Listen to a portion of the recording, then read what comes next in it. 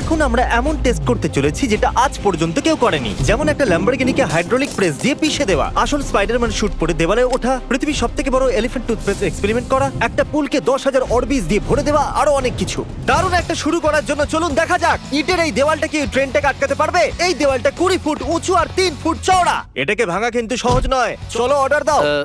Cheese burger. তুমি একটা গাধা। ট্রেনকে ছাড়ো। আমাদের উড়িয়ে দাও। ট্রেন আসছে। এই দেওয়ালটা কি ওটাকে আটকাতে পারবে? ও মাই গড!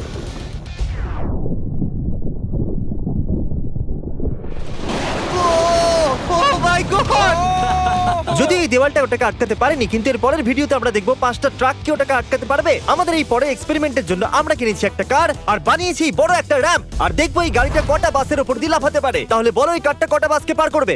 অন্তত আমার 3টে। মনে হয় ওটা সব কটা বাসকে পার করে জঙ্গলে চলে যাবে। এ আসছে আসছে আসছে আসছে